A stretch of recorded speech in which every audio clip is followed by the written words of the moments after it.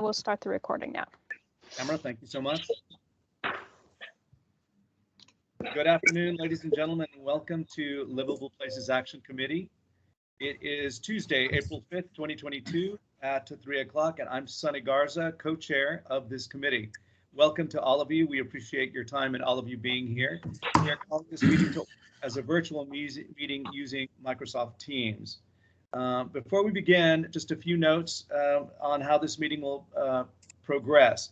Please mute yourself and turn off your camera during the meeting. If you're joining by phone, use *6 to mute and unmute yourself. And as a reminder, the raise your hand feature is restricted to the use of committee members only. So again, if you are a participant who is not on the subcommittee and you use it, you will not be called on. Do, however, take that opportunity to put your name in the chat if you have questions for later on within the meeting. Committee members, please prepare to answer the roll call by unmuting yourself. Again, unmute or *6 when I call your name, and we will officially call the meeting to order. All right, so Sonny Garza, the chairman, is present. Lisa Clark, co-chair, is not present. Bradley Pepper or Casey Morgan is not present. Curtis Davis. Present. Curtis Davis is present. Dr. Sherry Smith. Dr. Smith is not present. Sean Masick. Sean Masick is not present. Fernando Zamaripa. Fernando Zamaripa is not present. Jeff Kaplan. Jeff Kaplan is not present. Kathy Payton. Present. Kathy Payton is present. Thank you. Kirby Liu. Kirby Liu Present. is present. Thank you. Lloyd Smith. Commissioner Smith is not present. Luis Guajardo. Luis Guajardo, present. Luis Guajardo is present. Thank you. Matthew Camp. Present. Matthew Camp is present. Megan Ziegler. Megan Ziegler is not present. Mark Nightingale. Mark Nightingale is not present. Mike Dishberger. Present. All right, thank you, Mike. Mark Nightingale, did you speak up? Yeah, Mark Nightingale is present. All right, thank you. Just making sure. Neil Dykeman. Present. Neil Dykeman is present. Thank you. Omar Isfar. Omar Isfar is not present. Peter Friedman. Peter Friedman present, but I will be jumping off in 30 minutes. Thank you, sir. Peter Friedman is present. Sandy Stevens. Sandy Stevens, present. Thank you, Sandy. Scott Kubler. Scott Kubler is not present. Steve Curry. Present. Steve Curry is present. Toby Cole. Toby Cole is present. Toby Cole is present. Mr. McDaniel, I've forgotten how you pronounce your first name. I want to say Tyron McDaniel present. Say again, sir. Tyron McDaniel present. Tyron, thank you. I'm going to write that down this time phonetically, Tyron. Thank you. Yahuna Mahmood. Ms. Mahmood is not present. Zion Escobar. Escobar present. Escobar is present. I have a total of 15 committee members in attendance. If any of you have joined us since the roll call and missed your name, please speak out now and let us know that you're in attendance. All right, hearing none, we'll move forward. Thank you so much, everyone. Now, just quick instructions again on how we run this virtual meeting for those of you who are new. Please stay muted and turn your camera off to minimize Hello. Jeffrey Kaplan is here, by the way. Yes, thank you. Thank you, Mr. Kaplan. If you wish to speak, enter your name to the chat and your name will be called in the order received. If you're using a cell phone, use *6 to mute and unmute. When the chair calls on any individual from the public to speak, please state your name and then spell your last name out loud unless staff does that for you. A verbal recording of this meeting is important. Please speak slowly and clearly. The chat may not be used for anything other than public speaker requests or basic staff administration. The hand raise feature, again, is to only be used by subcommittee members and staff to identify their interest in a comment. This raise your hand feature is restricted only to subcommittee members. Public comments will be heard virtually at the designated time at the end of the agenda. And at the end of the meeting, please disconnect and hang up all devices after the chairman adjourns the meeting. All right. Everyone, mute your microphone or your phone. Thank you. All right. At this point, I will hand the meeting over to Margaret Wallace-Brown for the director's report. Ms. Wallace-Brown. Good afternoon, everybody. So glad that you're with us again today. We've got a full house today. You can tell we're talking about important things.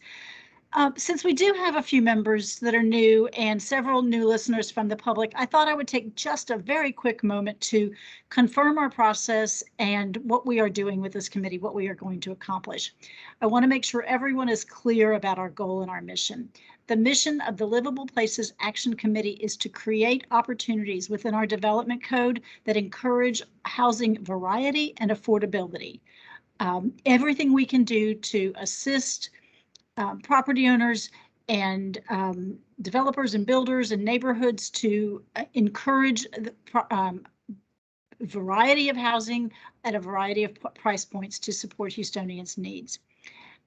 As the chairman has said multiple times, and he was really clear at the very beginning, this is not a planning committee. This is an action committee. We're a doing group.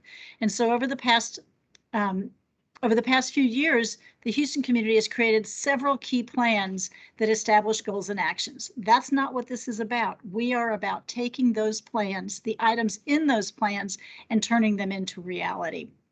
Whether it was Plan Houston, Resilient Houston, or the Climate Action Plan. In addition to that, we've got a dozen or more livable center studies that we've looked at. And then there's always the 10 complete community plans for each of the complete communities. They provide guidance also. So our team has combed through all of these plans, identified the goals and the actions that they call for, and given you your charge based on what the Houston community has already planned. So the issues we discuss here tie back to these goals and actions that the community has vetted. For instance, Plan Houston has strategies such as foster an affordable city and connect people and places, both of which are guiding our decisions about affordability and new housing type options. And then Resilient Houston identifies several actions that support your work, specifically Goal 24.2, which is to integrate accessory dwelling units into existing neighborhoods. You spent a lot of time talking about ADUs. Action 24.1, incentivize denser urban infill development. We're looking at ways to do that. And Action 36.3, review and amend lot size requirements for subdivisions. We are actually going to talk about that today. So as we talk about these various recommended changes to our codes, we recognize that not everything is appropriate everywhere. For instance, the changes we discussed last week about minimum parking requirements are not appropriate in areas where there isn't sufficient transit. And so we are focusing our changes on areas where there is. Small lot development options we're going to talk about today may not be appropriate for your neighborhood or the neighborhoods that you build in, but they are appropriate in some neighborhoods. And right now it's an option that those neighborhoods need, we don't have for them. And so I think you agree that Houston needs more context sensitive options for housing, for transit, for parking, and that's what this committee is all about. So thank you for your hard work, for your deliberate conversations, even the heated discussions we've had on occasion have really turned into good work for Houston and the urban form that we're trying to improve in Houston. So again, thank you, and thank you for staying engaged in this. That concludes my report. Thank you, Director Wallace-Brown. Everyone, thank you again. Has anyone else joined us from the subcommittee membership that wanted to announce themselves? All right then. At this point in time, I will turn this meeting over to Suvita Bandy to discuss today's agenda. Suvita. Thank you, Mr. Chair. Good afternoon, everyone. In the agenda today, we have preliminary ideas for small lot developments and overall approach on parking that we wanted to share with you. Next, we'll present homework activities and expectations for the next meeting. We'll have public comments at the end. So most of you may recall that we discussed allowing multiple units and unrestricted lots. We talked about secondary dwelling units and what should be the size and parking for those. We also discussed narrow front loading lots and what should be the options on improving or making development possible while we allow the streets to function. Today we want to discuss small lot developments. Basically, this is the type of development, cottage courts or courtyard style developments where the units are located around a common amenity. So to present these preliminary ideas for small lot developments, I would like to invite Colin Scarf. And the purpose of today's meeting is to discuss the ideas, get your feedback, and basically find out the feasibility of what we are thinking, and hope to get good feedback from you. So with that, I'll turn it over to Colin. Thanks, Avita. Could you make me a presenter so I can share our slides? That would be great.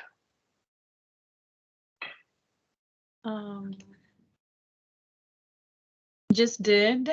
There you go. Try? Yeah. Now I just have to figure out how to do it. Different platforms. Hopefully that is working. Yes, it looks like. Okay. See if I can make it full screen. There we go. There we go. Okay. So it's good to be back and good to talk to everybody. It's been a while.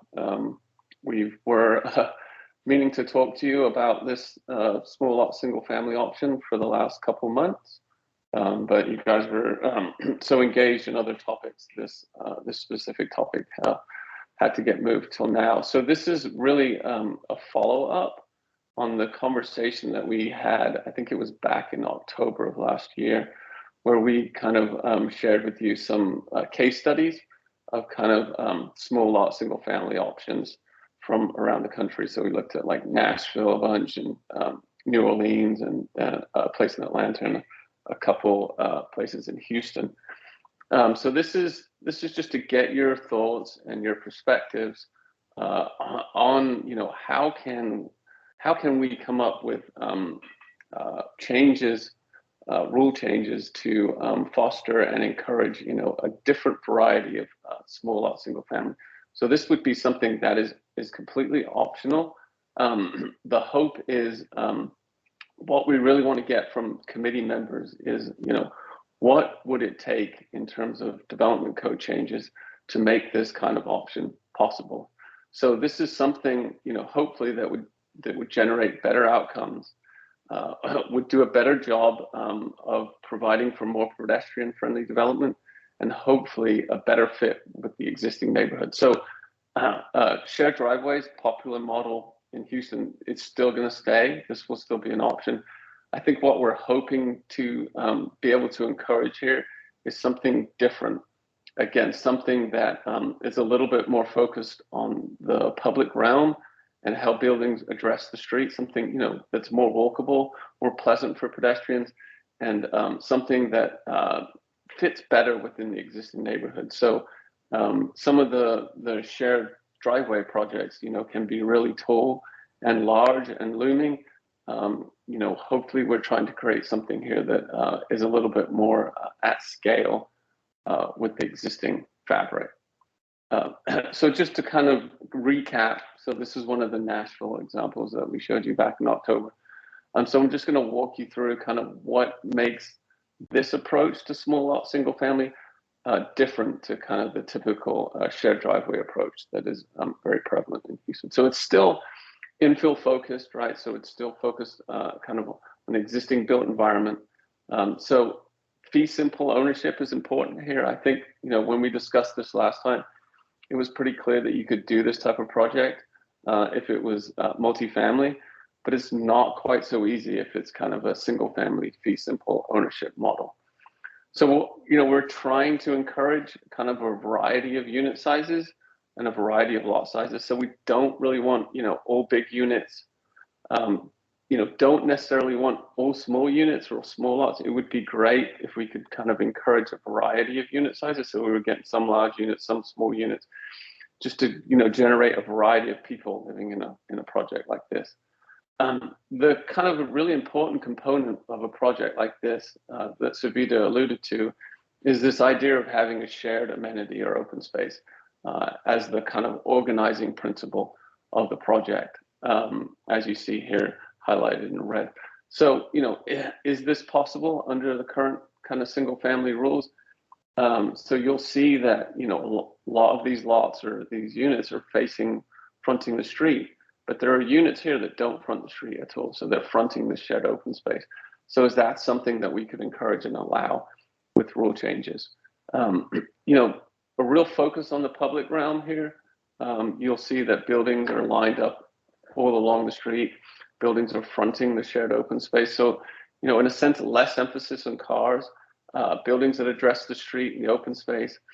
Parking and access still exist, but it's shared and it's to the rear, and hopefully separated from the individual lot. So you'll see that the parking spaces here are not necessarily underneath buildings. They're located to the rear in the surface parking lot, either to the rear or to the side. And then, as I'd mentioned before, just, a focus on trying to get more compatible buildings, something that's a little bit more in scale with the existing neighborhood. So we've done a little bit of modeling to kind of help you and help ourselves think about how this kind of small lot single family option might play out on some kind of typical lot sizes. So I'm going to hand it over to Max from our office real quick, since he worked on this modeling, and he's just going to kind of walk you through some of the lessons learned from some of the modeling that we've done. Over to you, Max. Thank you very much, Colin. Hi, everybody. So we're in front of you, you see a 100 by 100 site. The 100 by 100 and another version, a 100 by 150 foot site, is the other option that we'll be showing to you. So these are the two typical sort of configurations that we used as a base, and we'll show mid-block with an alley, no alley, and then a couple corner options as well. But generally, just going to walk you through some of the design assumptions that we made as we started doing this modeling. And as I do that, I'll kind of walk you through the key to let you know how things are represented in these models. But generally, again, we assumed based on all this modeling that we're deviating quite a bit from current development standards, of course, right? So we've got detached parking. That's that drive/parking color. You'll see that it's actually separate from the units. It's not embedded like you might see in the shared driveway option. We also kept lots, which you see as sort of a combination of color of this darker gray color, also with a sort of a lime greenish color right behind it. That is what we're identifying basically as square. If you could point to that for me, Colin, that'd be great. Those are basically each of the lots that we're using within, or the sublots within these sites. We are deviating from the standards because we're using smaller lots. We're assuming that they'd be 700 square foot in this configuration. That doesn't mean it has to be that way. These are all sort of organized as another assumption around this shared common green, which is this yellowish green color. And as we show some of the calculations for these numbers, we're pointing to particularly that color. There's other green space that is included within this site. That's what we're calling open lot. It's that darker green. We don't show that calculation in the tables that we're walking through, but it doesn't mean that we can't in the future. That, it doesn't mean that we're completely decreasing green spaces. So generally, on top of this, you'll notice that generally for at least mid-block situations on this 100 by 100 foot site, that when you add an alley in the back, as you can see on the right, you add the amount of units that you can provide. It also gives you some more flexibility generally in terms of the amount of common green space that you can have. Just more contiguous areas provided when you have an alley, just makes it easier to develop that stuff. Everything can get kind of pushed to the back in that alley. The other thing that you'll notice in these two sites is how they are fronting the common green, or how they're also fronting streets. So you'll see two red colors, or two red line colors. The one is a solid. That's what we're calling active building facade. That's where we're basically identifying where you would have to have a front door, and probably some transparency requirements too, so you can actually see what's happening inside the structure. And then this dashed red color line, which is what we're calling semi-active building facade, which is basically the second facade that needs to be somewhat active, whether that mean it's got a back door, some more transparency, just trying to avoid blank walls in this scenario, and to keep either a street facade or a common green space activated with activities and not have blank walls. So generally, you'll notice that in all these configurations, at least in the mid-block version here, that you've got more common green space for the alley concept, almost double in this scenario, and it ends up getting you around 180 square feet of common green space per lot. Again, that's not counting towards units, but per lot. In the other option we explored on the next slide, we looked at a corner situation. So this is a corner with no alley on the left versus a corner lot. Again, this is at 100 by 100, and then a one that does have an alley on the right.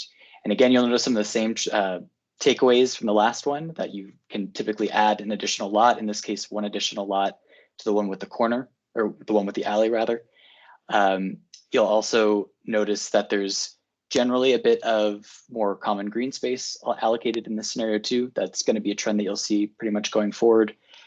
And in these scenarios, typically kind of a major difference that you'll see between the mid-block and the corner is that there's typically more active or semi-active building facade required in these scenarios. That's because you just have more street frontage to deal with.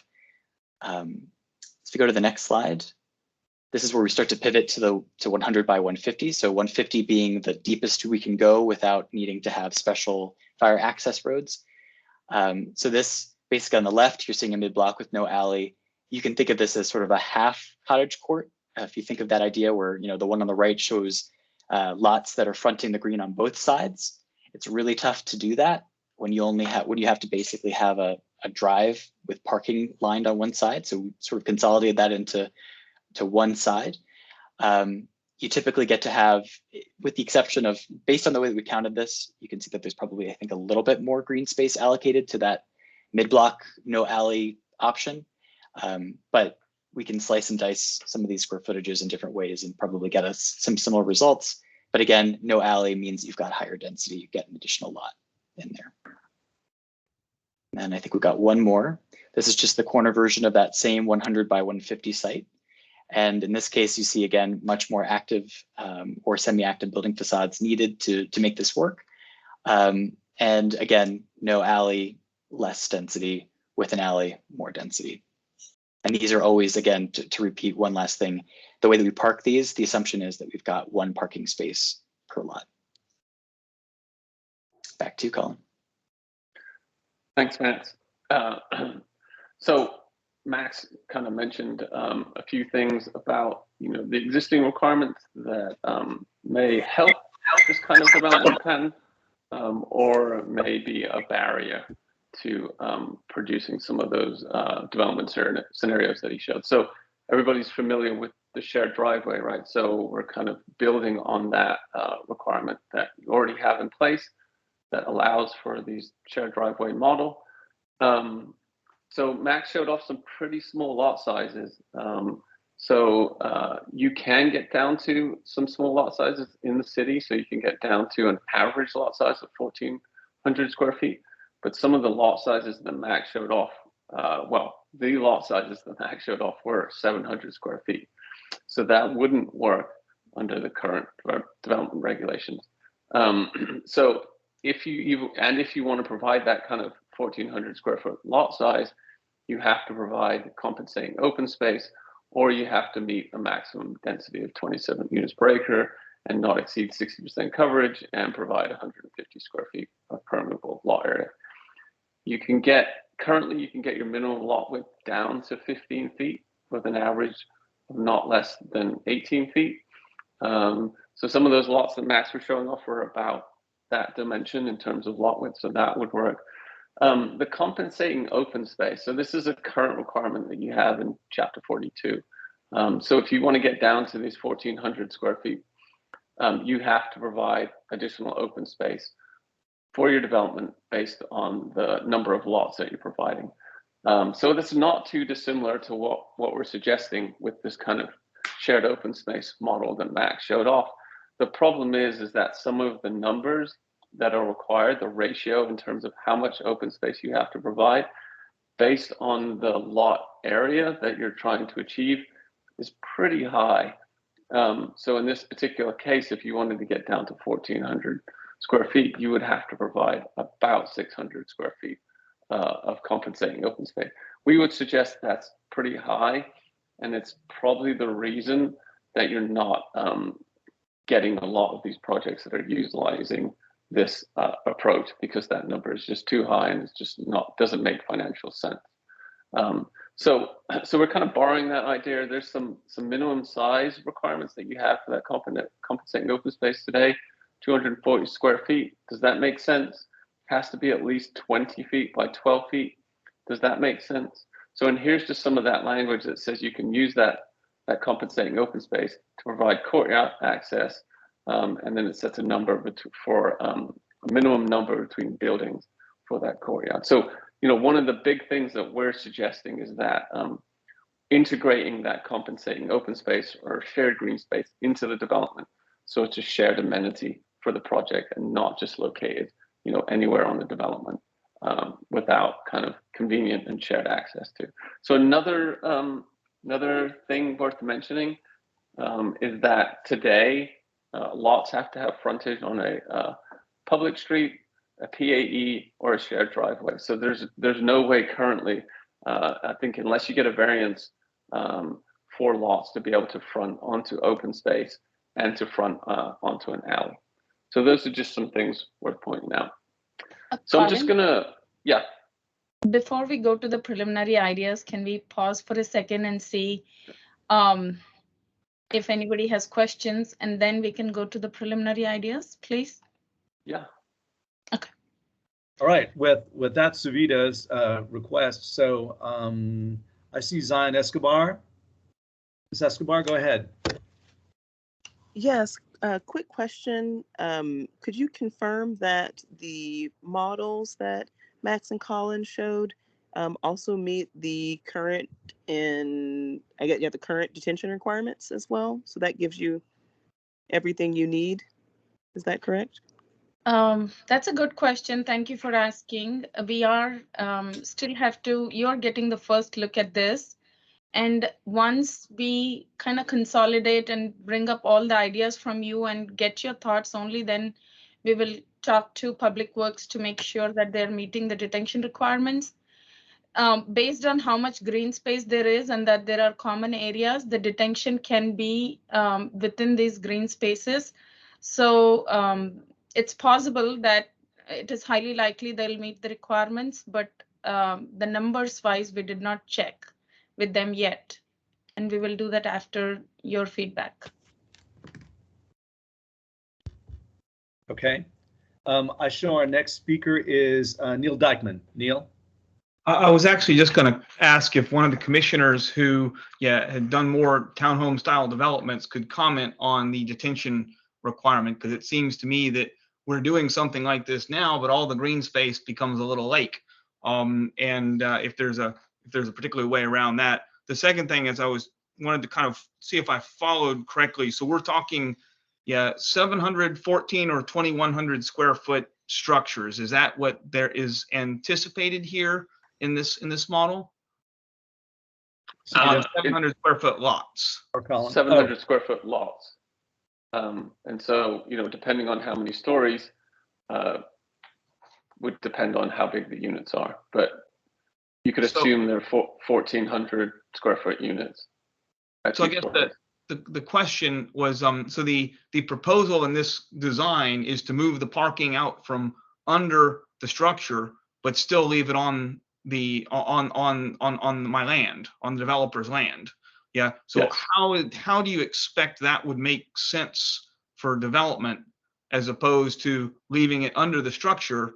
Yeah, if you're trying to buy more land, you got to get that land from somewhere. So if you can't move, you either got to put structure or garage apartment or something over the parking, move the parking to the over the drainage or onto the street, or else you're basically costing economics for the developer when you're taking it out from under that structure, especially if I'm going to drop the structure from a 3-story 4,000 square foot down to 1,400. I'm trying to understand if the cost per square foot under this model is even close to viable. Yeah. Mr. Chairman, can I answer that? Margaret, go ahead. Director Wallace Brown. Let me just kind of step back for a moment, and we are so these models are really focusing on smaller development for smaller homes, for families who don't want 3,000 square foot homes. One of the options these would provide is that we would have fewer parking spaces. The parking requirement would be, they would not be required to have the 2 spaces. And so I think they said at the beginning of this presentation that it's 1 space per unit.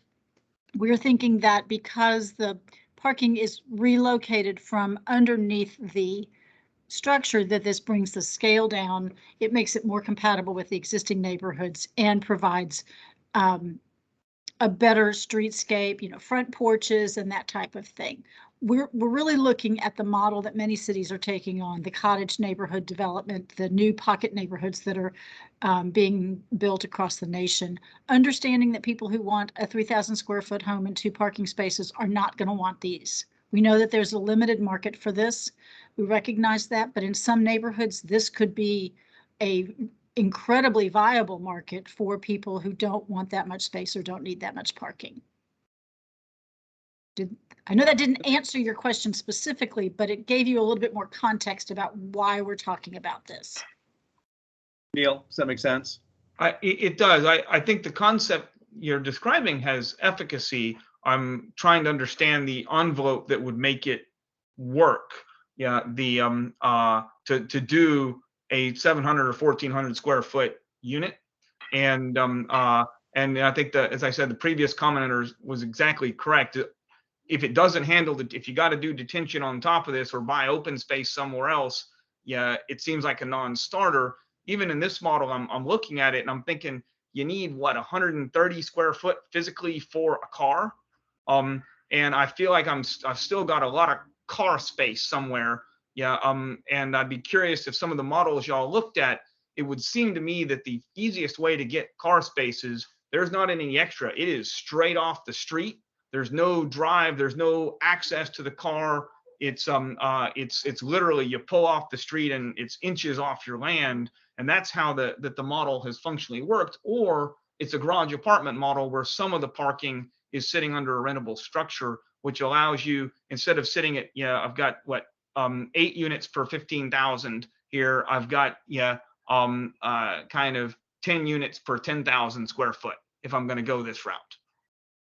Okay. So something that allows a little even more density than what's described here, by either cheating off the parking or providing some flexibility in the design option. Okay, thank you. I show Mike Dushberger is next, followed by Peter Friedman. Mike. Yes, interesting idea. I'm all for new ways to build as options. Another option to build affordable homes. I think you need to get your measurements right. The detention, you got to believe this, is the overriding factor in all this stuff. So when you do these drawings, you need to be, because you have a 15,000 foot side here, you have to be 65% or less on your concrete. The minute you go over that, you're not allowed to do above ground detention anymore. You have to do underground detention. And most of inner city Houston is open ditch, which requires pumps. A pump costs $35,000 just to have one pump if you're doing 2 homes or 10 homes. So again, one of the first things y'all said, we're looking for a variety of homes and affordability. You got to be careful. These are smaller homes. And I noticed on the first one here you're looking at on the left side is, that intern doesn't work with the city public works. You have to be 4 feet off the property line with that intern. you end up with this kind of convoluted driveway, right where your mouse is. According to Public Works, and this has been around forever, you have to be 4 feet off the property line with that curb before your intern starts. You have this kind of wavy thing there that could actually clip that first house, and just making sure that we have, when you got those parking spaces there, you have a place to back out, because there are minimum distances required to get a car and turn it around. And it looks like that may possibly work here, but when you do these drawings, you got to keep 65%. And by the way, 100 by 150 site are rare. I don't remember seeing very many. That'd be a 50. You'd have to have an entire corner or something. And last thing is the alleys. We keep bringing up alleys. Until that is resolved, that pretty much eliminates most alley stuff, because alleyways, until the city says we're going to build all the alleyways and go and build there, or come up with some other plan, then builder or developer having to put in an entire alleyway for 1 or 2 houses or 3 or 4, it's just not going to happen. It's and we talked about alleyways the last couple of meetings, and everybody says we're going to work it out with Public Works. Public Works hasn't done anything in 2.5 years on this, because it's so complex. As I was walking I walked a lot of those neighborhoods, Savita, so you'd be happy I walked 5 of them, okay? And I noticed on the alleyways, the ones that aren't being used in those areas, it's because people have taken them over with their fences and built structures there in some cases. And a city has taken a stance that once a fence is up in an alleyway, it is the builder or developer's responsibility to sue or try to get the alleyway reopened to even get there. I've had a lot of experience with alleyways over the years. So this alleyway thing, when we keep showing these, we have to have a solution for that. And to say we're working on it's great, but a solution needs to come up that's affordable for the homeowner, and it's maintained at some point by somebody through the course of time. But again, to start all off, I do like options. If you do this kind of deal and you say, hey, you can only have 1 parking spot, hey, this works in some parts of town. On expensive land, it doesn't work, but as the land is cheaper, you can possibly do it. But as an option, not as a requirement. Thank you. All right, thank you, Mike. The next speaker is Peter Friedman, followed by Curtis Davis. Peter. Yeah, thank you. I think these are some great ideas here. I did want to mention something also really about Public Works. You're going to have your sanitary sewer, your potable water, and your storm along the street. And if you're doing fee simple lots, you're going to have to cross those lines across people's properties. Going through the private easement process with Public Works is a very tough thing to do. So I would recommend trying to find a way to have automatic approvals for private easements going across a property to reach those other infrastructure needs. If not, it's going to be very difficult and very time consuming to build these things out. Thanks. All right, thank you, sir. Curtis Davis. Mr. Davis. Yes, thank you. The points that Mike and the other developer builders have made highlight the fact, and this has come up time and time again, that as we document the challenges to achieve these higher density objectives that might provide affordability, there are barriers, some that are being highlighted here and others that we have not touched on because they are focused on other topics.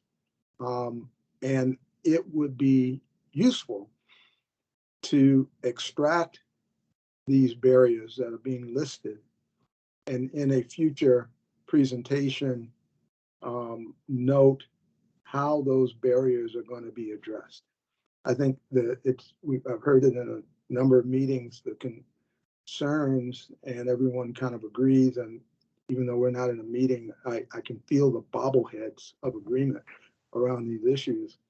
The challenge is that a lot of them go outside of the boundaries of the planning department's ability to solve them.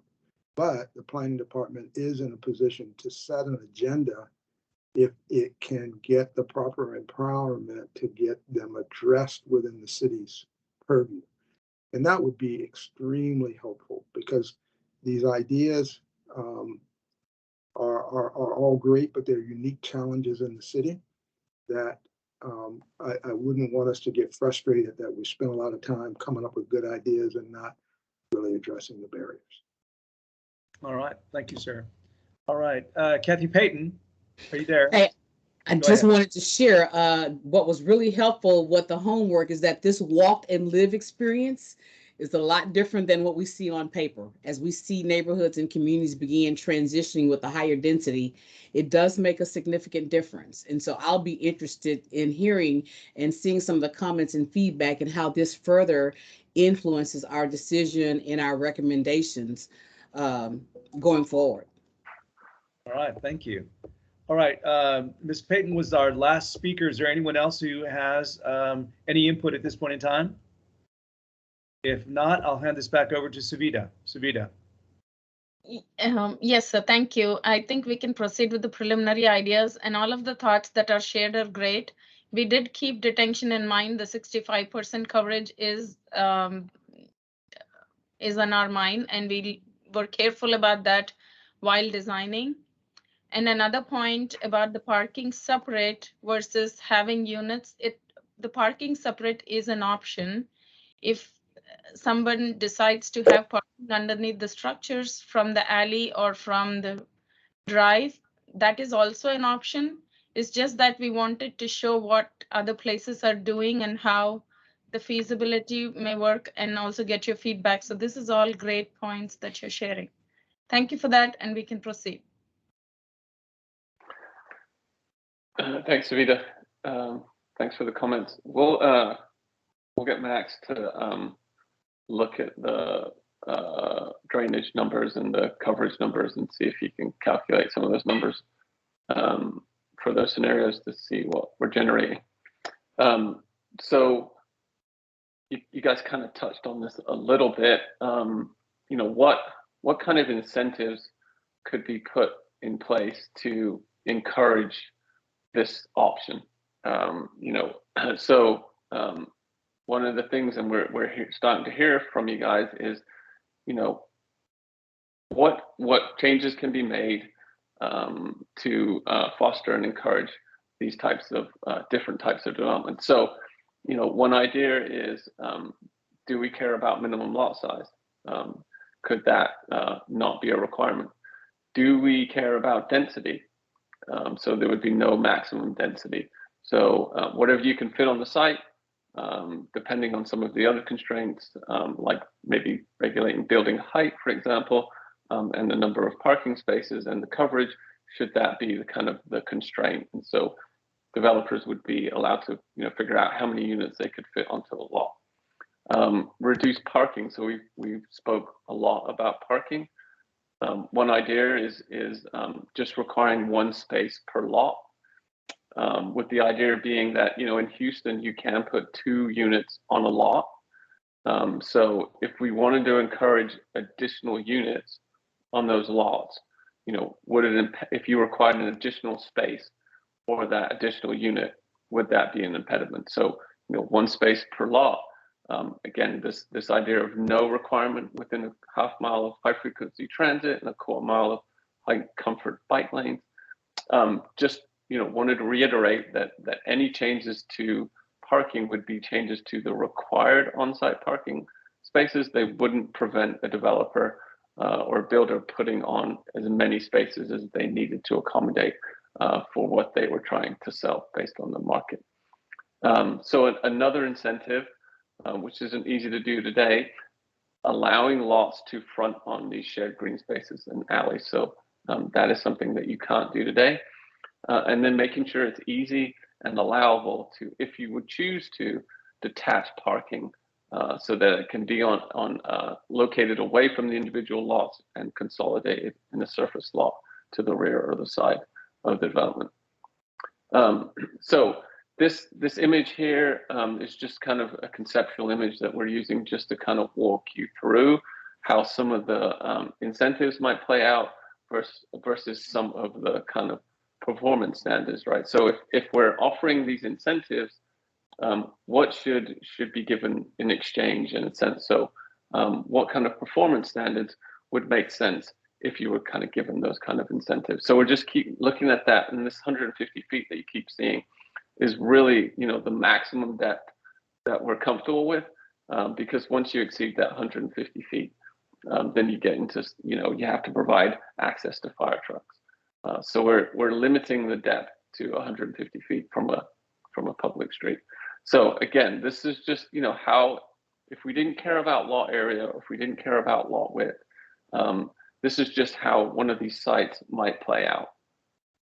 So, requiring this common green space is something that we've talked about, right? So this should become a kind of a focus of the development, green space that is fronted and usable.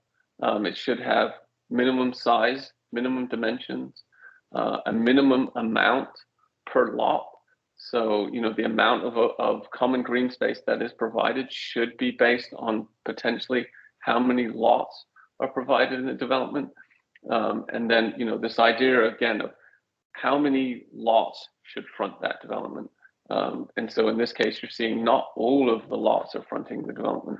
You've got some lots fronting the street, some lots fronting the shared access way, but a certain percentage of this kind of conceptual scenario are being fronted on this green space. So some ideas for parking and access. So shared driveway, parking to the rear with no street facing garages, no individual driveways that kind of access directly to the street. It's not to say that you couldn't do an individual rear loaded driveway that accessed these units individually from the rear. That would be okay.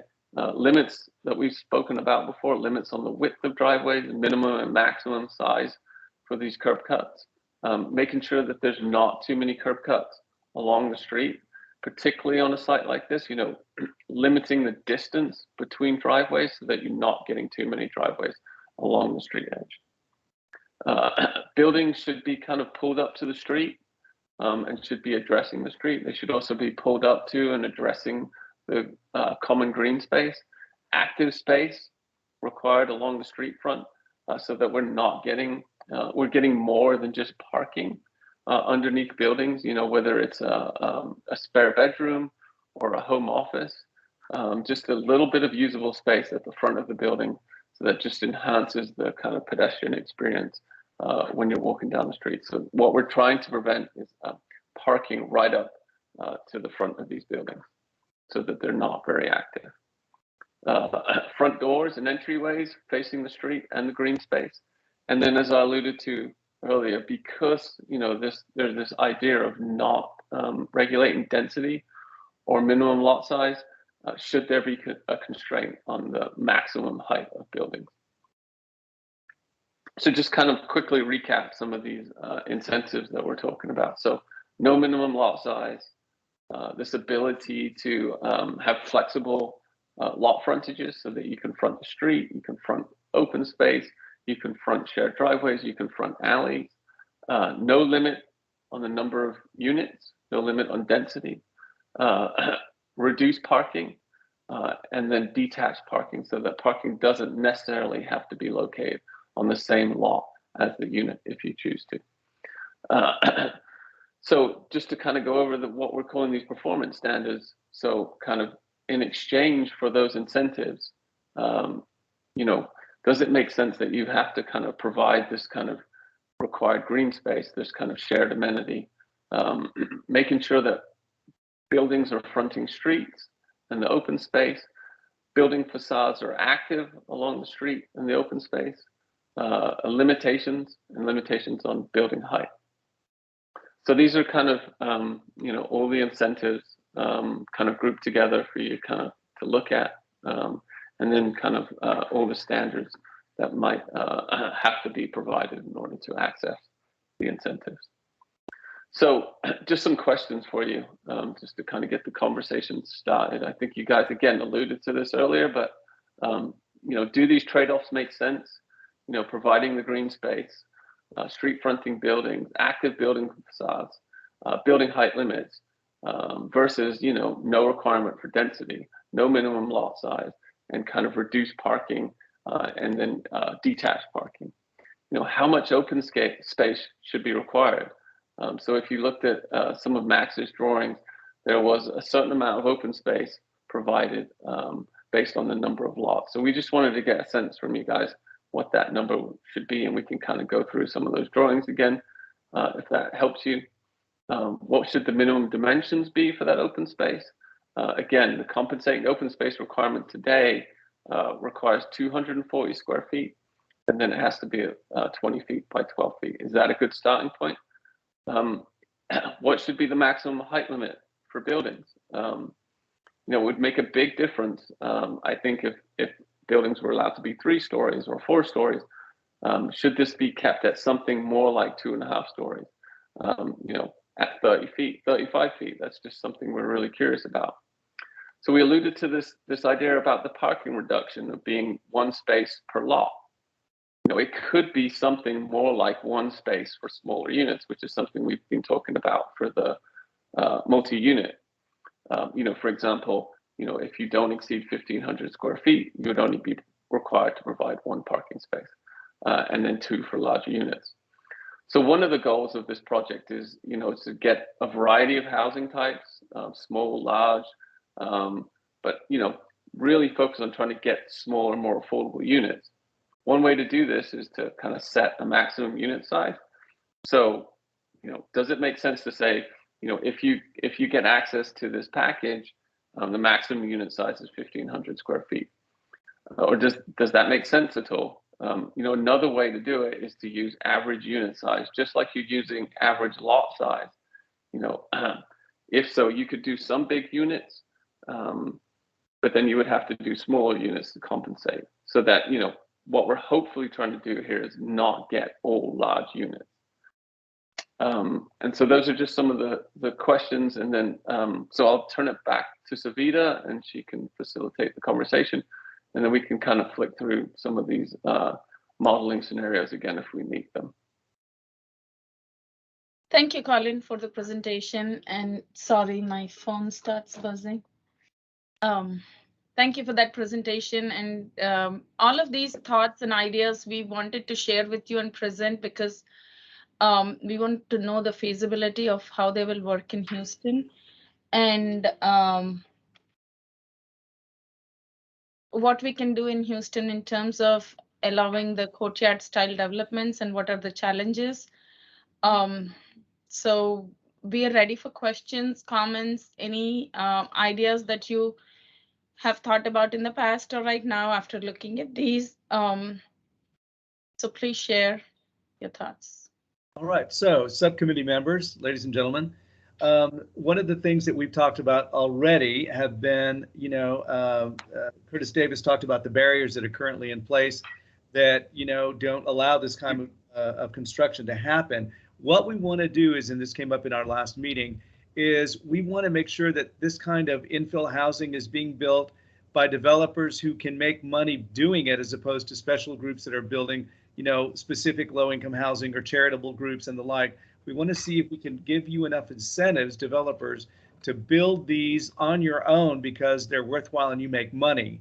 And you can get a smaller lot, pay less money, and and your margins are still good and make good business sense. So as Savita said, and Colin, we want to open the floor up to people who have questions or comments about what you've just seen, or refer to specific drawings that you have questions about or maybe could improve, as well as the minimums that you see in front of you. So let's use the raise your hand feature, and I'll try and keep up with everyone. So everyone, click in if you have a comment. And before we get started, again, if any of our subcommittee membership has joined while we've been doing the presentation, please make yourself known now. All right, well, hearing none, we will go on. All right, so Colin, let's go back a couple of slides, or Savita, let's go back a couple of slides so we've got a real physical reference. So I'll start it off right here, looking at this incentives recap. It seems to me that if you've got a smaller space to build and there is no garage and you've got, a bedroom on the first floor, like a standard townhome would have, would that work for you? Do we need to change something? Is 4 stories too high because now the cost has gone up because the square footage has gone up? So Lots of stuff just to open the floor and have a discussion about what you've seen. Chair, this is Johanna Mahmoud. Yes. I have joined the call. Yes, go right ahead. I wanted to, I guess I wanted us to go back to the open space areas that like the different areas that were shown earlier. Yes. The models, Ms. Mahmood, did you want So to? in terms of the dimensions, the current compensating open space 12 by 20, are there any minimum standards that we are asking for in this scenario? And with this, is this, I guess we're just considering it in concept, but it would be similar to compensating open space or more meeting the open space ordinance? Yes, it will be similar to the compensating open space.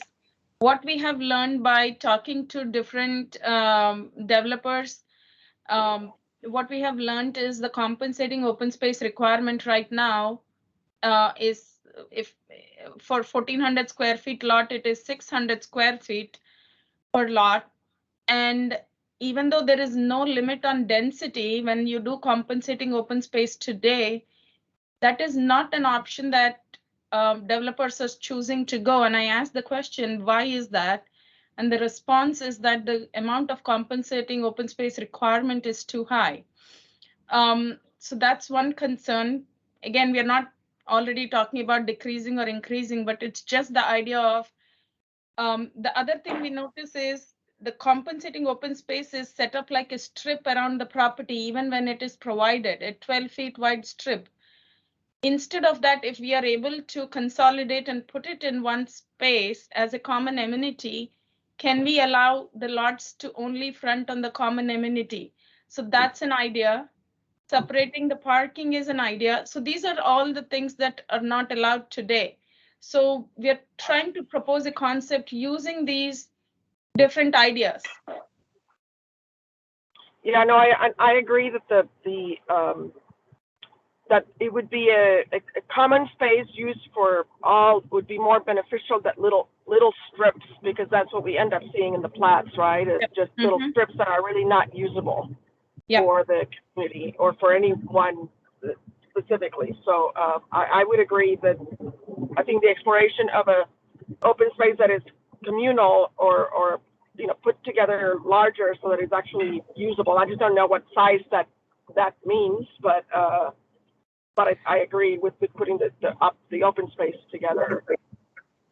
It definitely 240 square feet right now is what the ordinance says. We can start with that number, and input wise, we're looking for your input on what should be the size and what should be the percentage of lot that needs to be contributing towards that green space. So that's the discussion. We did not arrive at a number. Okay, thank you. Thank you. Thank you. Savita, Richard Smith from Public Works has put a note in the chat that says the city will work to remove fences in alleys when an alley is planned to be developed. I would say that that's new. That's a new development, a new outlook. Thank you for that, Richard, for that point. We are working very closely with Public Works, and our Public Works officials are listening, and they can pitch in anytime they seem appropriate. But we are having discussions with about alleys, and our intention is to have some kind of resolution for the existing alleys. If we are able to use those and have development use the alleys instead of the street frontage, I think it will be very beneficial for both the city and the property owners. So we are diligently working on that. All right, thank you. Let me ask Mike Ditchberger. Mike, when looking at some of these drawings, you had a statement about the driveways and 4-foot easement or 4-foot something. It's a curb. It's a curb. And Richard knows this. Hi, Richard. You need 4 foot from the property line. You need they call it a curb. It's makes a turn for the intern. Yes. It so has that to means your intern starts 4 feet off the property line. Has to. It's required by the IDM manuals. And so, yeah, but that was going to be my comment. It's great to work with Public Works. However, all their stuff is on the IDM manual. So whoever the new public works director is can wipe that all out with making changes. Whereas, hey, chapter 42, it's something voted on by council.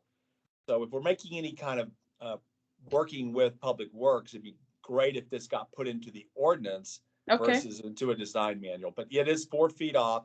And if you see some driveways in Houston now, the latest ones, you'll see they're all kind of crooked. Even the front loaders, you'll see the driveway from the garage to the intern has like a little turn on it. Almost every single one you see over the last 3 or 4 years. All right, Yes, thank you. Thank you. The point is noted about the curb cuts. Sorry, we overlooked it, but yes, the curb radius has to be within the site. And we are working with Public Works on the IDM changes that you just mentioned. So you'll see some changes, and we acknowledge the point you brought up that there should be some provision should be within chapter 42 if we want to make these designs happen. Right, exactly. And then, and I apologize, I can't see the name in my notes. Someone else brought up the idea of utility easement and that it was going to be crossing barriers. I don't remember exactly what the statement was. I think, was it Peter Friedman or Mr. Davis that brought up that whole idea of, I think it was utilities in utility easements. Ring a bell for anyone? The crossing of utility easements was the point that was brought up, that if the properties that are not fronting along the street, if they have to have the served by the utilities, then they have to cross the lot lines, and that's a concern. That is something that we'll have to discuss with Public Works in our TAG meeting. All right, let me ask, I've got Neil Dykeman. Neil, was that you that brought that up? No, it was someone else, but I think the point is an underappreciated point. We've run into this on remodel projects. We've run into it with Centerpoint. We've run into it with the city. Yeah, and it's, yeah, if you're trying to do real density in these, and especially if the lot's not perfect or the utilities aren't all from the front or the back and everything faces that, yeah, you got an issue because you got to get power across them. And if you got to start putting easements and adding kind of one more step in there, it just becomes a fairly onerous project for if the site's small. The same with the replat. If you got to go, I'm dealing with a replat right now, and the process isn't bad, but it's tens of thousands of dollars and months of time to get through. And if you add that to easements, and once you add that and detention, I think it's a death by 1,000 cuts, which is probably the main issue here. Is each one of these takes time and cost, and that kind of pushes it back. I think all the models do suffer from an attempt to keep this driveway parking thing. And I've been through a lot of neighborhoods in Houston, a lot of old neighborhoods that are very, very dense. And if you look at how they were put together, they just dropped a fourplex in the back of a couple of duplexes or shotguns. They didn't worry about this stuff. That's how they delivered the density in the 20s and 30s and 40s. And that's not doable under the model here. They certainly didn't try and stick a driveway on it and then try and stick a driveway and deal with detention and then stick a and they didn't have setbacks to deal with. So now we've got driveway, detention, setbacks, plus easements, plus parking, etc. And by the time you get to the third of those, you're done. All right, thank you. I see someone else who has their hand up, and I remind you that if you are not a subcommittee member, that the hand raise feature is only for subcommittee members. Does that make sense to everyone? All right, is there anyone else who's on the subcommittee who has some commentary or questions about what you've seen so far? Mike Tischberger has his hand raised. Oh, thank you. Mike?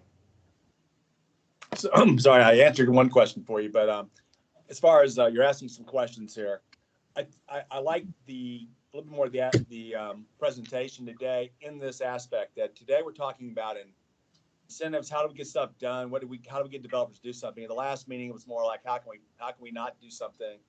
This is a lot better. This makes more sense to have more options. I would say on the open space, they are correct. As you get smaller the lots, and you start trying to factor in the common space required, it makes no sense to do it. So you end up going, hey, I'm going to build bigger lots because the number is way too high. I would suggest if you're trying to get this type of product out there. You're trying to get a lot smaller homes on some smaller properties.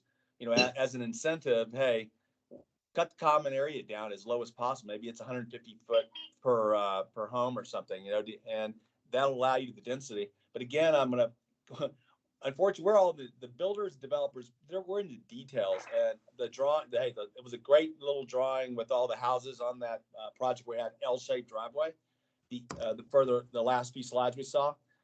And again, if you look at that, I just did some quickie calculations, taking some of these measurements, just the concrete alone, already you're getting to close to 35% concrete, not including the home. So this is a massive detention project here. And again, underground detention is what the city last year said you can't do any more above ground detention, where you could, you know, make a common area like it's a detention pond, but it doesn't look like one. It's where dogs and people can roam around. They banned that last year. So now everything has to be underground. It has to be underground, which requires pumps, engineering, and approximately 9 months to a year to get a permit to do something like that. It's just, we looked at practicality on these things, and I think these ideas are great, but unfortunately, the planning department, if you guys were in charge of public works, this would be a piece of cake. You could say we're changing all these rules here, but the rules over the time have gotten just tougher and tougher to do anything. But again, I like the attitude. Let's go for incentives. Let's not say we're not going to do front loaders. We're going to require shared driveways on everything, or require alleyways.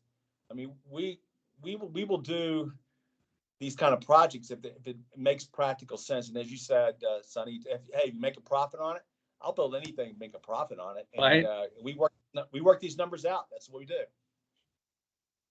All right, thank you.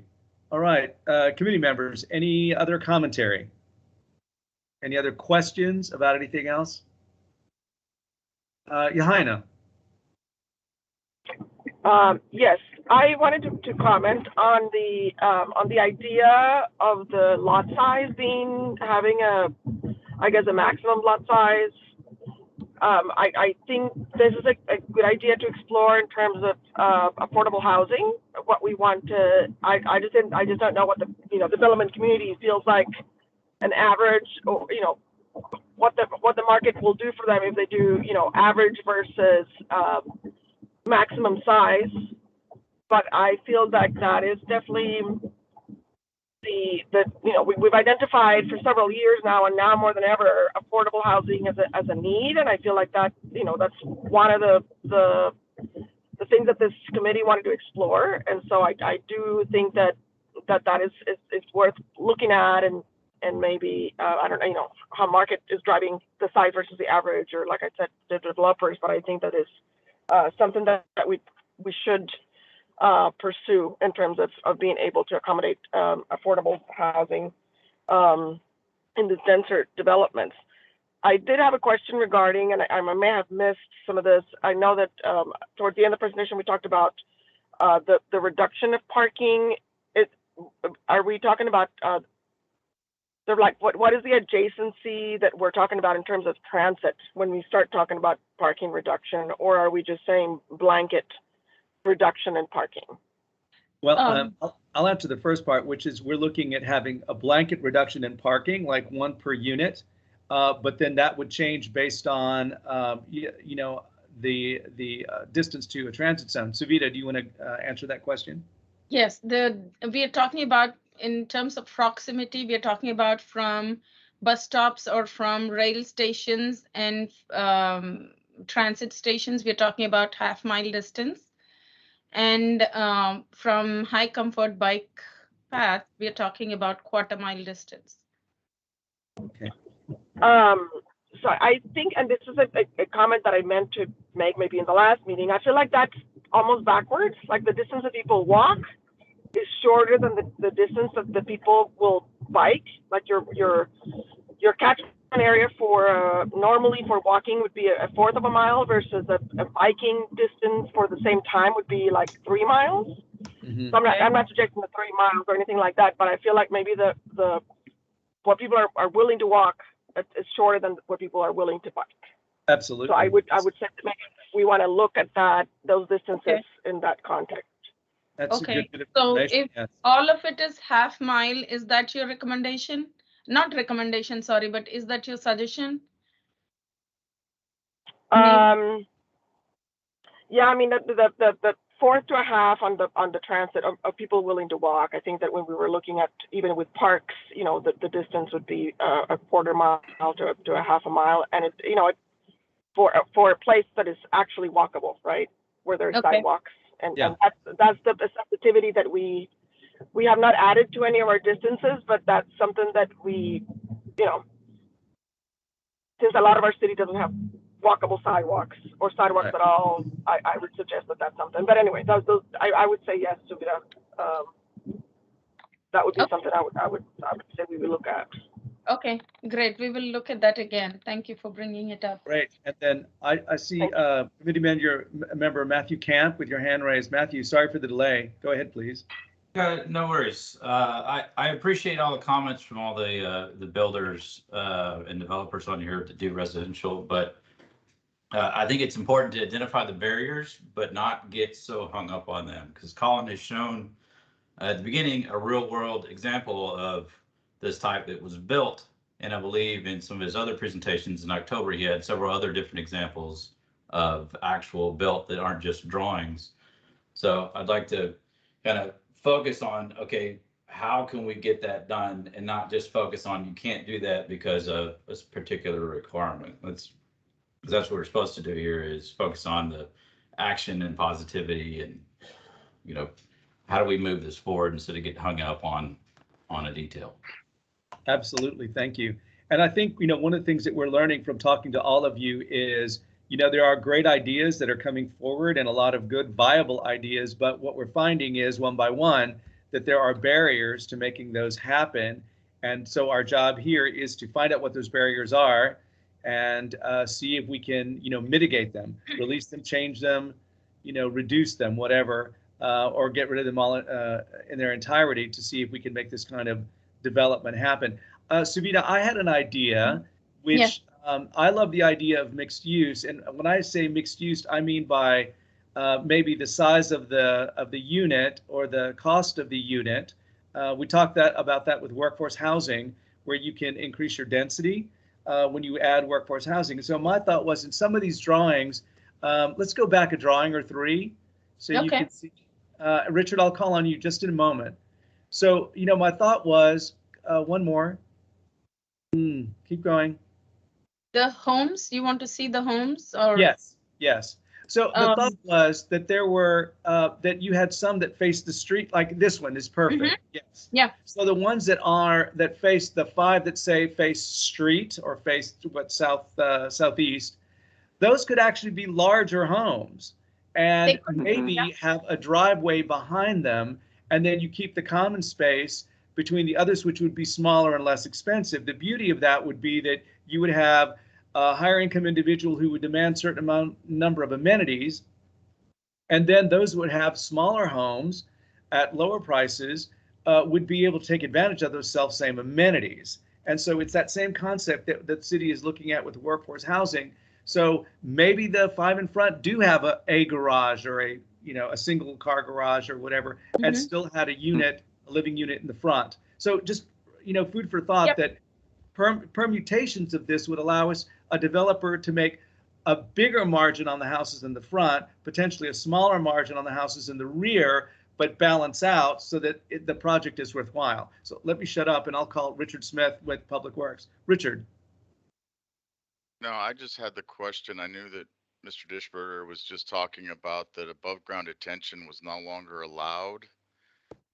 And I'm not sure where that's coming from.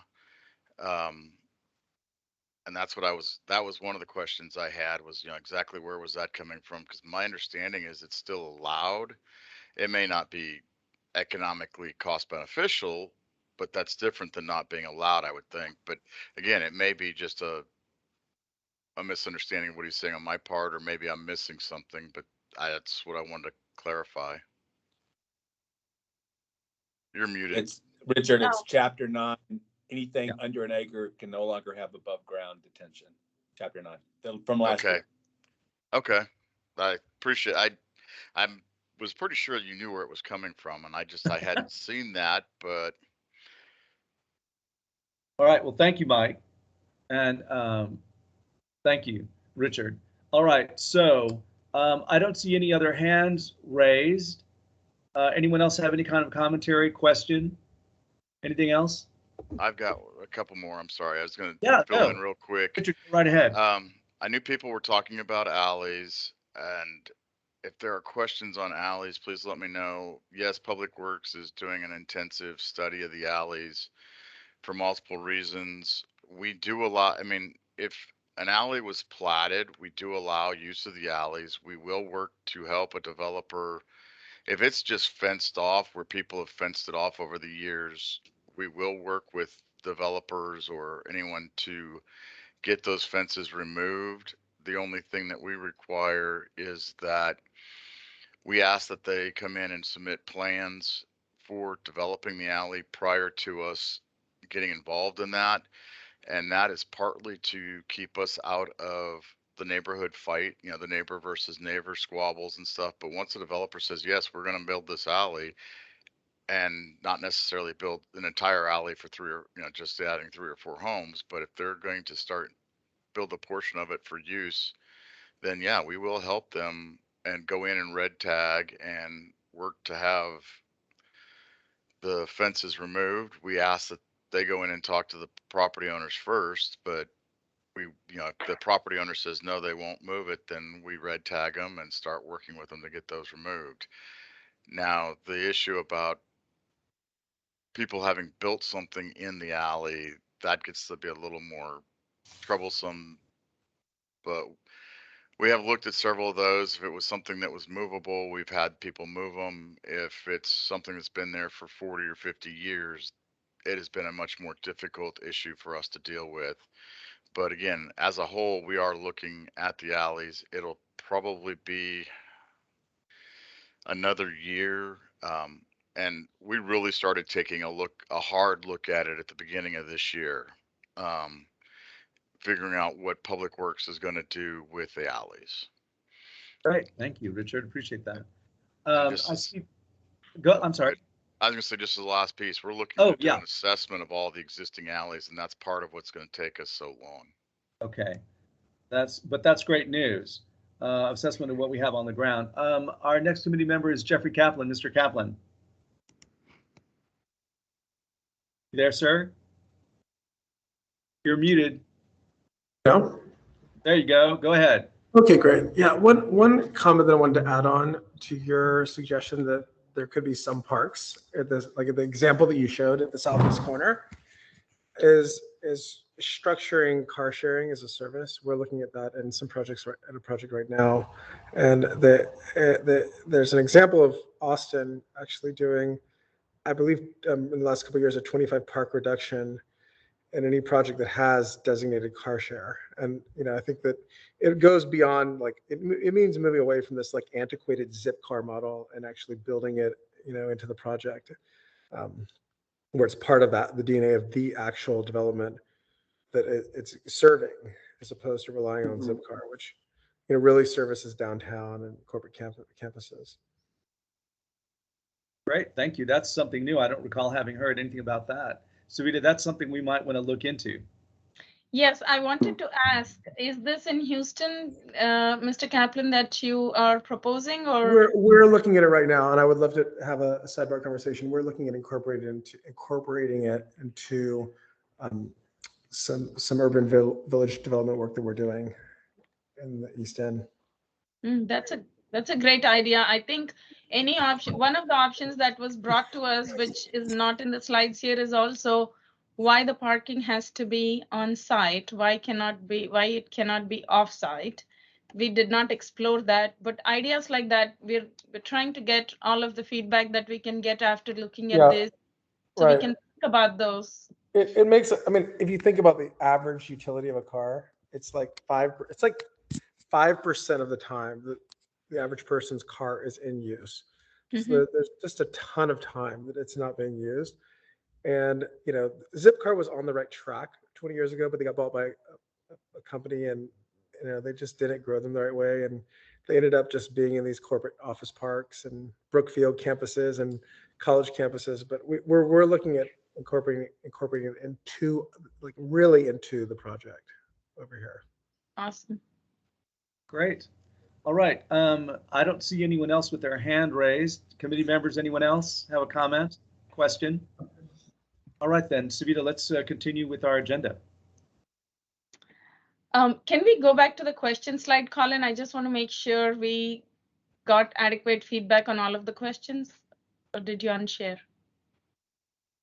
I unshared, but I reshared. Let me see.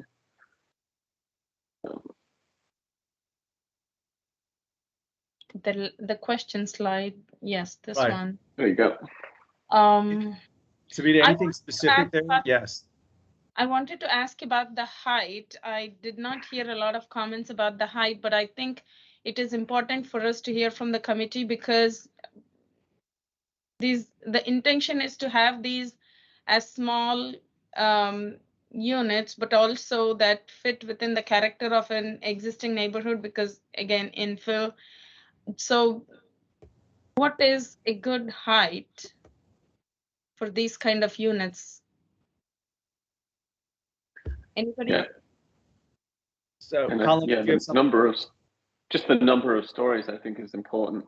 You know, whether 3 stories makes sense, 2.5 stories, or 4 is probably too much, I would suggest. Well, if we're considering that there is the whole first floor is housing and not garage, I'll throw a bomb into the conversation. Say, let's go no more than 2 or 2.5. Okay, now everyone, tell me why that's wrong. But if we also did that average unit sizing, you could do a 3 or 4 in the front, and you could do 2s in the back or 2.5s in the back. So, any commentary on? It just seems to me that the shorter they are, the more affordable they might be. So that's my take. What do we think, committee? I see no hands raised. I think we can do what we want, Savita. Mike Dishberger, yay! Yay! You can always count on me to comment. Thank you. I would, people want first floor living. I think 2 stories is fine. If you're trying to do it, this looks like something you would do for affordable housing because you're talking about 1 car. I think 2 is adequate if you're trying to do incentives here, because again, everybody wants first floor living. They want the living in kitchen on the first floor and all the bedrooms on the second floor. You possibly 2.5, but I wouldn't do 3. People really don't want 4 stories anymore. That was a short-lived experiment, I think. And now people don't want 3 stories. Because we're all getting old. That's why. That is correct. That all the baby boomers don't want to walk up those flights of stairs. Exactly. All right. I show Neil Dykeman next, followed by Matthew Camp. Neil. So I think you can functionally deliver a high quality 2-1 or 2-2 product at no less than, say, we've done them. Our historic homes are kind of 1,100 square foot to be able to fit that in. We've done them in the 800-900s and the 2-1s, and we can get premium prices on it if the design is there. Yeah, most of them don't have garage parking. That doesn't seem to keep people from getting excited about them. So one would think you could do that in kind of 15 by 40 or 50, 2-story. Less than that would be problematic. But that's going to top out, and we think there's a missing hole in that 2-bedroom. Just doing some quick sketches on a piece of paper, it seems like the biggest challenge for it is, from what's been described, to achieve that is not the height. It's, I need to put the parking in the front yard, and I need the building setbacks to be very, very, like 5 foot, none of this 10, 15 foot stuff. Or I need to put the parking over the drainage in the front yard. And then it looks like I can get about as much green space as you want. I just can't do it if there's any kind of driveway or concrete, which has the added benefit of if you're trying to hit climate change goals, the objective should be electric, pier and beam, and no concrete. Because those are huge, massive, greenhouse gas hogs if you're trying to deliver that. The moment I try and put a driveway anywhere on it, I run out of space. I can't stuff enough units. So I've got a quick drawing that has like 15 units on 20,000 foot. with 3,000 or 4,000 of green space if you can put the parking in front with 5-foot setbacks and probably violate 4 more rules. But you could functionally make product that would sing if you could do that. Well, I think we'd like to see that. Is there a way for you to get Yeah. that, Savita? Yeah. I'd like to see that. I can send a snapshot to Savita and she can figure out where the other holes are. Yeah. But as I said, I'm fairly certain that would violate both the parking and detention and 4 or 5 other things. And the building line. And the building line, right? Okay, but you know what? It's a new idea. So let's take a look. All right, here's who I have signed up to speak: Matthew Camp, followed by Jeffrey Kaplan, followed by Johanna Mahmood. So Matthew Camp, go ahead. No, I was just going to comment. If you're going to regulate it, I would have a preference on the number of stories versus a height, so you get a little more variety instead of everyone capping out at 30 foot. But I think it also should be contextual, because you could be next to, you know, a 40-foot tall building, and if you limited it 2 stories, then you're not into scale. Right. Okay. Fair. All right. Is that it? Yeah. All right. Jeff Kaplan. Jeffrey? I'm on mute again. One thing we're exploring. Can you hear me? Yeah, go ahead. Yeah. Because we share open space and our co-housing S community in the East End. We're exploring raising upon our neighbors are to protect the yard and making it the downstairs sort of a shared amenity, like a common outdoor kitchen, which could be good for smaller units. Because I think that having something that is that sort of amenity on the ground floor makes sense. And also you could also just put a kitchen on the ground floor and leave some outdoor space. But the goal in this sort of development is to maximize open space and to maximize the amount of shared space. Okay. Yeah, absolutely. Ms. Mahmood, you are next. Johanna, you are muted. There you go. I was wondering. We are not able to hear you, Ms. Mahmood. Can you speak up?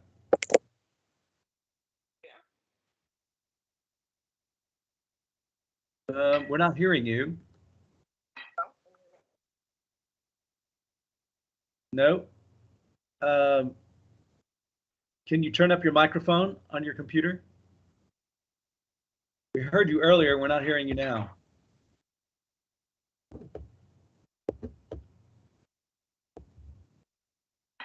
Okay. I don't have anyone else signed up to speak at this point in time. Johanna?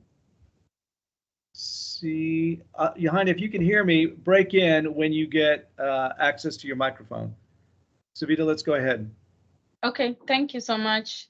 So let's go back to our presentation. Thank you, Colin and Max, for your help with this. We'll get back to my slides. We are on slide number 9. So the next item on the agenda is to talk about overall parking approach. We talked about parking on several occasions. Next slide, please. And we think that there is some need for clarity about what we are proposing.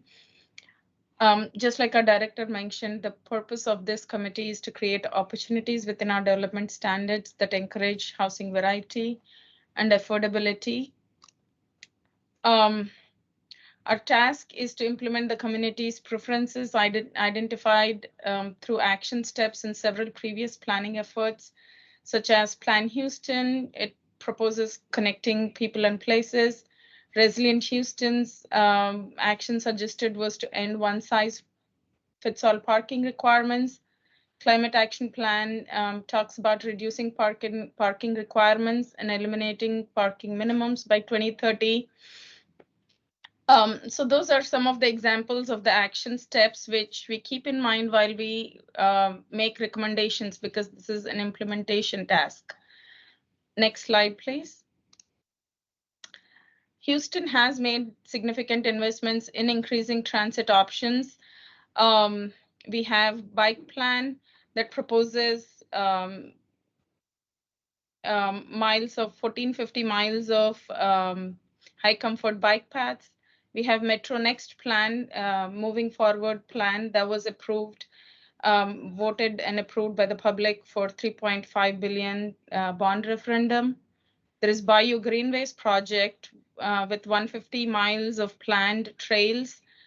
And then Houston B-Cycle has new stations, a lot of new bike stations, and there has been significant increase in the percentage of trips, and mostly those trips have turned out to be commuter trips instead of being recreational. Keeping all these in mind, we believe that parking should be context sensitive. And City of Houston agreed to that with reduced parking rules that were approved. The market-based parking that was approved in 2019, and walkable places and TOD rules that were approved in 2020 unanimously by the City Council. This, next slide, please. So with the livable places, this is basically the next logical step after the TOD ordinance got approved. It's the next logical step to think about context-sensitive rules and extend them to address the public's changing needs. Single-family developments are included in the TOD reductions for parking if they're mandatory, or along the secondary streets if it's optional. It is single-family developments along TODs are allowed to do market-based parking. All we're recommending is that we take that context-sensitive framework and expand it in areas beyond TODs by making it market-based parking. And that's where the proximity comes into play. And we will look at the proximity concern that Ms. Mahmood has brought to us. And this will provide Houstonians with alternatives because there are other transit modes available. And our approach overall throughout the project has been is to reduce parking requirements for smaller units, because that's the smaller units is what we have seen from demographic studies that there is a need for, and also eliminating parking requirements in proximity to transit served areas. And when I use the word eliminating, I want to be careful about that, because eliminating only sitting minimums, not saying that nobody provides parking spaces, it's just that there is no city mandated minimum, and the property owners can decide how much parking is adequate for their development. The benefits of this approach are that it will increase the transit ridership and support the investments that we are making as a city. It will give us opportunities to use other modes, more variety in housing options, more smaller homes, reduced housing costs. It will help with improved stormwater drainage, and the streets become more safer, and other modes will be able to use other modes of transit. Next slide, please. So eliminating minimums does not mean eliminating parking supply. But eliminating minimums does mean a more efficient and equitable parking based on the market. So we are not saying you cannot build with 2 parking spaces if you want to, but we are just saying you don't have to if there are other modes of transit in the vicinity. So it's a very positive approach to give more flexibility for more variety of developments to happen, which is our goal with livable places. So next slide, please. This is just an image to show the different transit modes, but also in the bottom images, you can see that the development with 2-car garages, if somebody or the property owner who was developing this had the option not to do 2-car garages, maybe they would have chosen that. Maybe they didn't, or maybe they would, but that option is not available today. So that's what we are trying to propose, is by eliminating that minimum, maybe this development could have had only 1-car garages. The right image, again, there is the bike path And these property owner or the developer who was developing this, maybe if they had an option, they could have made a different choice based on what their requirement is. And today we don't have that flexibility. So we're creating that flexibility. I just wanted to clarify that for the committee. And I'm ready for questions.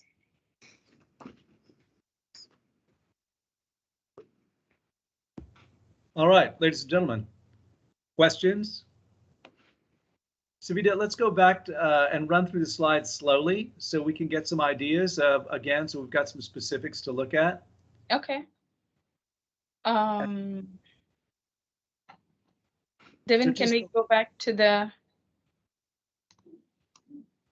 I think the most important slide will be the approach with livable places, which is slide 13. Okay, let's take a look at it. Perfect. So again, as you say, reduce parking requirements for smaller units, eliminating parking minimums in proximity to transit service areas. And as you said, not getting rid of parking, but giving our builders and developers the options, more options than they have today. Yep. And then Ms. Mahmood, are you available? No? Because she had asked about, you know, we were talking about walking distances and biking distances. So that makes good sense. Things that we should talk about. All right, so let's open the floor and see if anyone has any questions, comments, or ideas that they would like to share with the rest of the committee. I hope I don't have to throw another bomb in it. That last one worked out pretty well, Savita. So anyone have anything? Curtis Davis, go right ahead, Curtis. Sure. Davis. Whenever the conversation on parking comes up, inevitably, folks will bring out their personal horror stories about problems. And I think this question of how do we manage through a dialogue, particularly with neighborhood groups that are kind of struggling with a variety of issues, of which parking is one. I think laying out these benefits and kind of a parking approach from a planner's point of view is great, but you hit the wall of people's lived experiences. And even though those experiences are not the rule, they are the rule from the point of view of those individuals or groups that are expressing them. Part of this, in my mind, is as much a process of education in the communities, as well as some way of measuring impacts. That is, in this community, this was not the rule, and people had these fears. This was a project that was done, and here are the outcomes. And begin to demonstrate where the risks that people are concerned about with reducing parking availability are not as onerous as people's experiences suggest that they might be. In my mind, the solutions and the planning strategies abound, but the fears abound as well. And I'm not sure if we're doing enough to think creatively about how to address those anxieties and fears. All right, thank you. Sandy Stevens, you're next. Sandy? Sorry. Yeah, I'm sorry. I had to find how to unmute. Sure. I am one of those neighbors with fears about what market-based parking will mean to our neighborhood. Our council member refers to, I live in District D. Our council member refers to this district as a district of destination, playing on that D word, and we are. And I will say that events happen that impact the residential area of our neighborhood to such an extent that residents can't access any parking on the streets. It's all taken by visitors to the area. And so to let go of any kind of parking requirement, to watch the area develop in such a way that those who even, you know, who have two cars but only have one parking garage available to them, and they want to park on the street, that is sometimes impossible in certain parts of my neighborhood. I don't know how to carve out that particular issue that this neighborhood faces as we look across the entire city. But all I can do is, as Mr. Davis mentioned, report the lived experience of this neighborhood. Absolutely. Thank you. All right. Anyone else? I don't have anyone else signed up to speak. And Savita, shall we just go back to the presentation then? Yes, sir. We can move on to the next item on the agenda, which is homework activities presented by Lynn Hansen. Lynn, are you there? Yes. Right ahead, Thank you. please. Thank you, Co-Chair Garza, and thank you, Savita, and committee members. At the last meeting, the presentation and discussion included elements of good design, and we continue that conversation. We opened up a survey related to these design elements that can be found on letstalkhouston.org/livable places. The survey includes a list of 12 locations that will take you around Houston. And I want to pause for a second and thank the committee members that have already conducted the survey. Thank you very much. If you are still going to conduct the survey, the goal is for you to make your way to as many locations as you can. If you drive there, then get out of your car and walk or bike along each of the streets. The survey will collect your feelings about each block and log your comments, suggestions, or recommendations. The survey is open now and will remain open until April 30th. There's also an article added to letstalkhouston.org. It's entitled Cottage Court. Let's Talk Houston links to this page, which is actually produced by Opticos and has wonderful images of cottage court developments. It includes descriptions, specifications, and numerous photos that will provide you with different perspectives on each development. Each of those developments are included on the site and are good examples of one type of design that speak to what we're trying to do. For example, they are great examples of common open space. And the images also show great examples of shared parking, one-story cottage units, two-story cottage units, and other elements. So please take a look at this article, along with articles from the past postings. You can access the survey and all of the articles on letstalkhouston.org/livable-places. And unless there are any questions, I'll turn it back over to Ms. Bandy. Thank you, Ms. Henson. Mike Dishberger has his hand raised. Yes, I see that. Mike, go ahead, please. Sorry, just a question, because I'm an overachiever, so I went to 5 of the sites and I wanted to go to all 12. However, the survey, once you do the first one, you pick one of the walkways, it says submitted. You cannot put any more comments after that. So you can't like compare one. In other words, you can't do, if I did all 12, I can't do 12 surveys. I can only do one. Is that a flaw, or do I just need to do something else as a committee member? Because going to one is not worthwhile for a committee member. Right. I need to look at multiple locations, but you're only able to comment on one. And I didn't realize that. I said submit. I go, and after that, try the second one. It said you've already submitted. You can't submit anymore. Oh, wow. Tell me what we need to do. We'll take a look at the survey to make sure that you can submit more than one. But if you'd like to, in the interim, you can email your comments to me or to Safita, and we'll accept those as well. Great. Thank you. Thank you. Thank you, Mike, and thank you, Lynn. All right. Is there anything else? Savita? No, I think the next thing is, the next meeting is on May 3rd.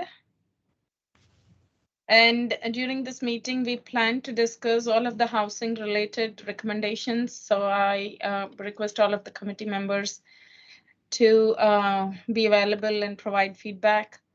So we'll talk on May 3rd again. All right. And with that, I think we can go ahead and go to public comment. Yes, sir. Thank you. All right. So who do we have signed up in the chat to address the committee? Tammy? This is Tamara. Oh, Tamara, thank you. We have David Cox, COX, signed up. All right. Mr. Cox, are you there? Mr. Cox? All right, let's move on. I'll come back to him. The next speaker I have signed up is George Frey, F-R-E-Y. Mr. Frey, are you there? Yes. Hello. Can you hear me? Yes, of course. Go right ahead, sir.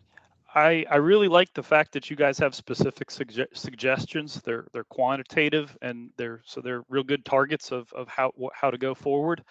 What I would look for though is with each of those targets, trying to associate those targets with a specific goal of what is trying to be achieved. And then along with that goal, there are certain issues with implementing. So identifying what are the risks of each of those actions and looking for ways to mitigate, coming up with mitigation plans. With that, there are plenty of other agencies that have offered plans. Last week, we heard specifically about detention requirements that were conflicting with this committee. But there's also the Parks Department, which has a 2015 master plan issued, Health Department, Fire Department, all sorts of other departments that I would look to see how they conflict in order to come up with a better mitigation plan. I'd also look for community engagement. I'm at the end of the meeting here. There's nobody else from the community that's able to actively participate within the meeting. So that I strongly encourage that. I'd also look to understand what really are we trying to do with this, what the city is trying to do with this program. If it is just single family homes over multifamily or commercial and trying to maximize profits, please also think about the long-term balanced budget of a city, because some things we do today are going to come back and cost a lot more in the future.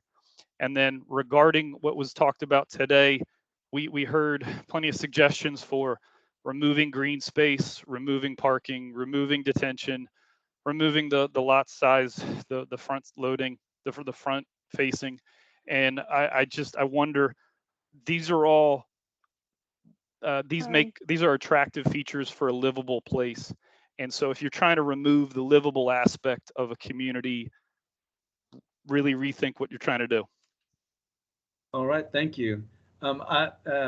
Just to say, no, we're not trying to get rid of green space, for examples, or detention, but we can certainly refer, if you have specific questions about, you can send them to Savita and we'll get back with you. So our next speaker.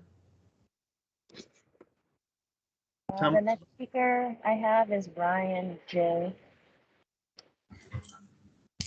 Yeah, can you hear me? Yes, go right ahead, sir. Good afternoon. My name is Ryan Johnson, Johnsson, and I live inside the 610 Loop near West Alabama at Vosdale. My neighborhood is a mix of older ranch-style houses, newer, larger single-family homes, and narrow townhomes, each with their own driveway. Our streets are typically free of cars, which allows neighbors to walk safely through the neighborhood since cars are either parked in driveways or garages. However, at the end of our subdivision where I live, the next subdivision allows for shared driveway townhomes. There are 3 or 4 of these different projects down there, I believe. At the end of our subdivision, our street on both sides is littered with cars at all hours. These are not guests coming and going, but residents overflowing into the street parking. Neighbors have to dance around one another as people go to work in the morning or come home in the evening because the street is not wide enough to allow 2 cars to safely pass with the street filled with cars. It's unsafe for people walking their dogs and cyclists. Even though my house is up the block, cars overflow on the street from in front of their shared driveway townhomes to in front of mine and my neighbor's house across the street. I know this is not illegal, but what I'm trying to point out is that there are so many cars at these shared driveway townhomes down the street that their cars overflow past their homes and into the next subdivision. On trash day, forget about using that side of the street to get out because only the trash truck can fit and he isn't turning around until he's done with that side, nor should he have to. So I either wait in my driveway for him to pass or I have to go the complete opposite direction to leave my neighborhood, adding time to my morning commute. One more thing I wanted to bring up that I heard today. I saw the scenarios that Mr. Pastore and Mr. Scarf showed with parking that doesn't go into the houses, and I'm assuming those houses don't have garages.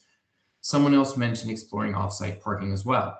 I just want to bring up a point of personal safety that's important to us homeowners. My wife feels so unsafe when she comes home at night because of events that have happened in our neighborhood that she won't even get out of her car to go into our home until the garage door is closed behind her. There is no way she would feel safe parking in those scenarios by Mr. Scarf and Mr. Pastore, given some violent crime that has happened in our very neighborhood. Thanks so much.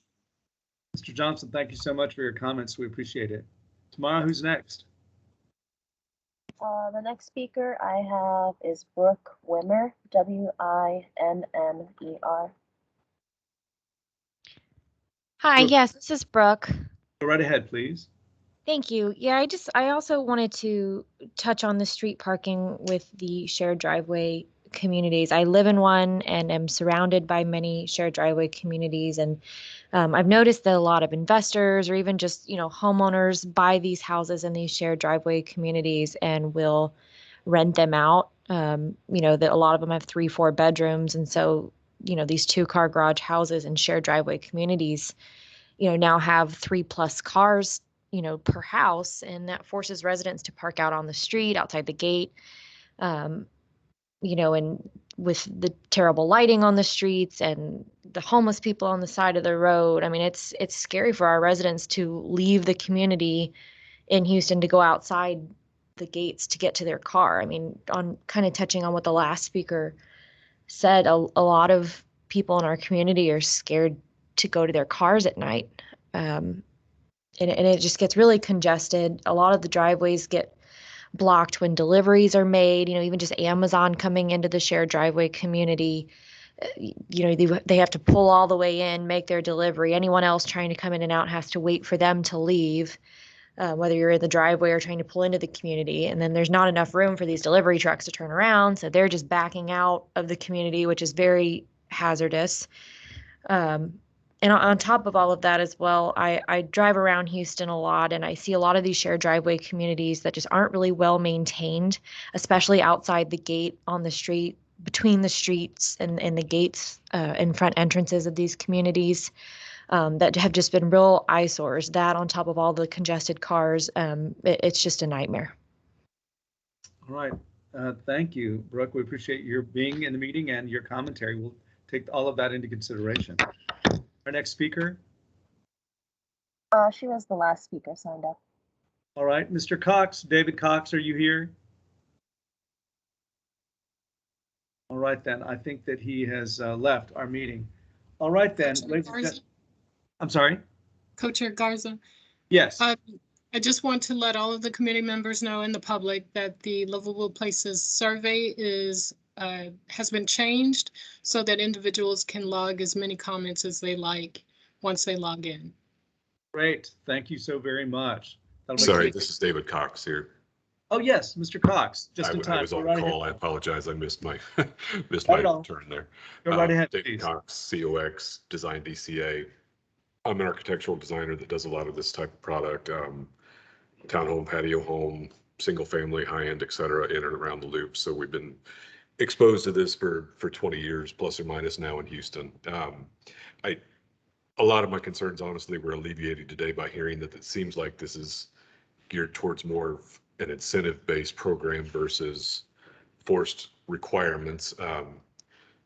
Because, this certainly is not a one-size-fit-all solution. I mean, the idea of having 5 shared parking spaces for 5 homes, that flies in the face of everything we do and the car community that we are unfortunately in for the most part, for good or for bad. So I just hope that that stays the case, that it does remain an incentive-based program for certain areas and not any sort of forced upon regulations. Thank you. We appreciate that, and we appreciate your being in this meeting with us. Thank you. You're welcome. All right. Is there anyone else who is here in this meeting who has not signed up in the chat who would like to address the subcommittee? Co-Chair Garza, Yes. I have two more speakers that just signed. All right, let's go ahead. The first person I have is Ken Boyson, B-O-Y-S-E-N.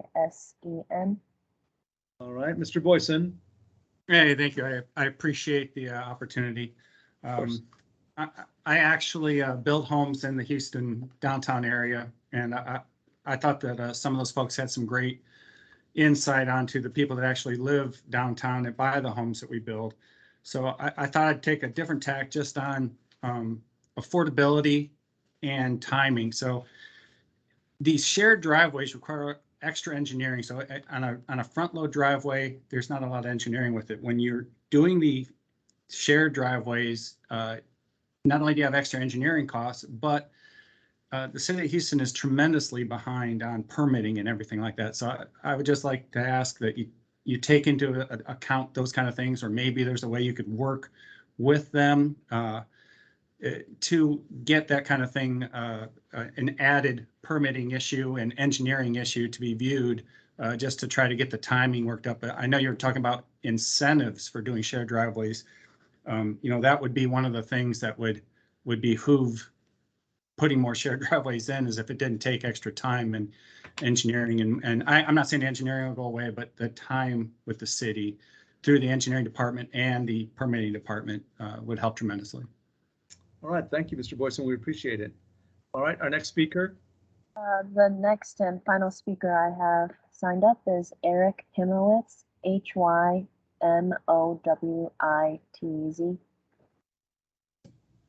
Are you there, sir? Hi. Yes, yeah, Eric, thanks. right ahead. Yeah, I'd like to point out that at the 7 zip codes that were listed in the survey, after I went through them, I went to the City of Houston Police Department and looked at the NIBRS report, which is the theft and vandalism and crime report, and sorted it by vehicle theft and vehicle damage in those zip codes. And between January and February combined, there was 826 reported theft or vandalism of the vehicles on the streets. So 413 a month. So just wanted to kind of point that out to, in addition to all the other comments that were made. Thank you. Thank you. Just so that you know, one of the things is, I'll just throw this out very quickly, is when we've been talking about shared driveways, a lot of what we're trying to do is preserve parking on the street and trying to find alternatives for that. And so, sometimes, like you say, we come up with an idea that has unintended consequences. And that's why we have so many people in this meeting to give us, different perspectives. Again, some of us are looking at this on paper, and other people are looking at this and they live it every day. So we appreciate all of you being here and all of your commentary. And I can assure you, you are being heard by this committee and by the city. So Tamara, is there anyone else? Okay, someone just signed up. Stephen Garza, G-A-R-Z-A. All right, Mr. Garza, are you there? Yes, sir. Good morning. Sorry, good afternoon. Go right ahead, please. I've been a Houston resident for over 20 years. The other weekend, I decided to take the kids and family to Herman Park to enjoy the weather and outdoors. After nearly 30 minutes of driving around, we ended up parking nearly a mile from the park. Street parking was limited in the neighborhood, which seemed to be filled with the shared driveway developments you guys are all discussing. I feel the street parking is all full, and the streets are so narrow that it just makes the egress in and out the neighborhoods challenging. That's all I'd like to say. Thank you. All right. Well, thank you for being here and for sticking out to our meeting. That was our last speaker, Stephen Garza. Is there anyone else who wanted to address the committee? All right, then. With that, ladies and gentlemen, I want to thank you all again for being here today and sitting through this meeting with us. A lot of good ideas, a lot of challenges facing us to see, how the city is going to look for the next 20, 30, 50 years. And those are the items we're trying to address, not only for today, but for the future. So again, we appreciate all of your input, really appreciate everything you had to say. And thank you for being here, and look forward to seeing you at our next meeting on May 3rd from 3 to 5 p.m. Thank you. I officially will close this meeting. We are adjourned. Thank you. Goodbye, everyone. Thank you so much, Co-Chair Garza. Yes, Thank you so much. of I'll be course. stopping the recording. Great job. Thanks, Sonny. Thank Great you, job, everyone. everybody. All right. Have a good one.